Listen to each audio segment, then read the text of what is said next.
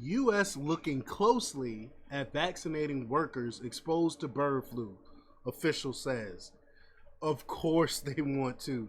Have we not had enough mandates? So now they're gonna make people get jabbed again. Um, I'm so sick of these authoritarians, man, and they think they know better than us. But we're gonna talk a little bit about this. But before we get started, go to hit that like button, share this out so we can get this information out there. Subscribe if you're not already a subscriber. Hit that alarm bell so you know when I'm putting out new stuff. Also, check out my link tree in the description. It has a link to my Patreon. That's where I talk about things that I can't talk about here. All right, so let's talk about this news here now. This comes from Zero Hedge by way of the Epic Times, Zachary Steiber. He reports that officials in the United States, Canada, and Europe are considering the vaccination of workers and others against a highly pathogenic avian influenza. Now, do you think they're going to ask these people to voluntarily take this vaccination? Of course not. They're going to say either you take this jab or you're going to lose your job. We've seen this. We've heard this story before. The U.S. government is, quote, looking closely at the possibility of vaccinating farm workers and others in close contact with the virus, according to Don O'Connell, the Assistant Secretary for Preparedness and Response at the U.S. Administration for Strategic Preparedness and Response. Angela Rasmussen, a virologist at the University of Saskatchewan, said she has been in discussions with U.S. and Canadian officials about using vaccines to protect workers after the influenza or bird flu jumped from birds to cattle. The first case of H5N1, a strain of the flu in cattle, were detected earlier this year. Although some scientists say available evidence points to the cases cropping up in late 2023. Discussions about using vaccines to try to prevent a pandemic are ongoing at the government level and among scientists in several places, including the UK, said Wendy Barclay, chair in influenza virology at the University College London, who also researched avian flu for the UK Health Security Agency. The UK government did not comment, but said it is monitoring the situation in the United States. Of course, they're not going to comment. They're just going to hit you with it and be like, look, you know what? You got to get this jab. But in the European Union, the European Commission's Health Emergency Preparedness and Response Authority is working on a joint procurement of CSL Seqirus' vaccine to, quote, potentially prevent a pandemic sparked by individuals exposed to infected birds and animals, spokesman Stefan D. Kiersmaker said.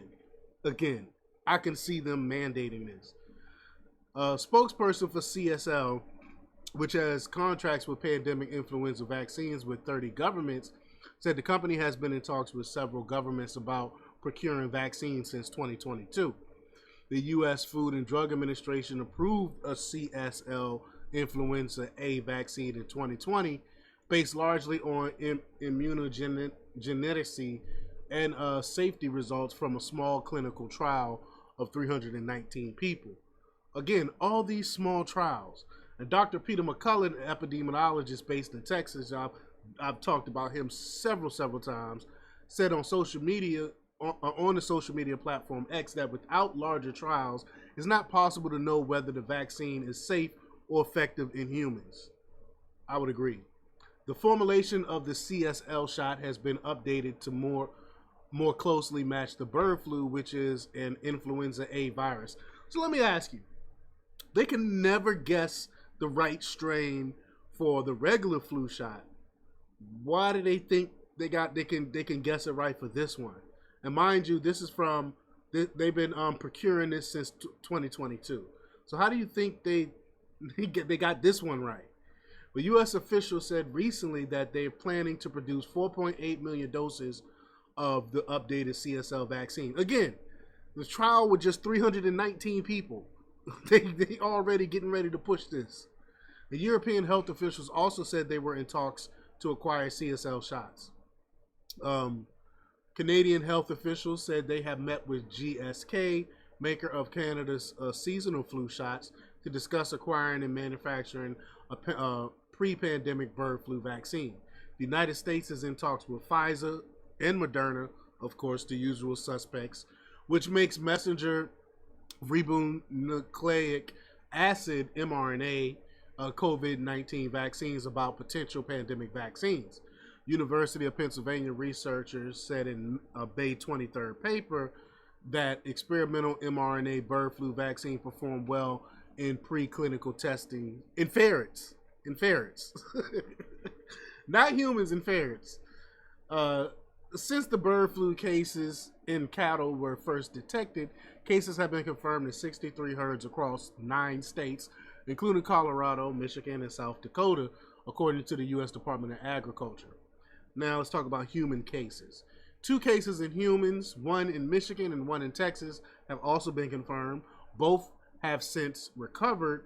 An analysis of virus samples from the patients show high similarities to the virus spreading in cows. Richard Webby, a St. Jude Children's Research virologist who studies flu in animals and birds for the World Health Organization, said the situation in dairy cattle merits vaccine use. Quote, if we look at the exposure levels that some of these farmers are getting, it's high, Mr. Webby said. Of course, he's going to push the jab.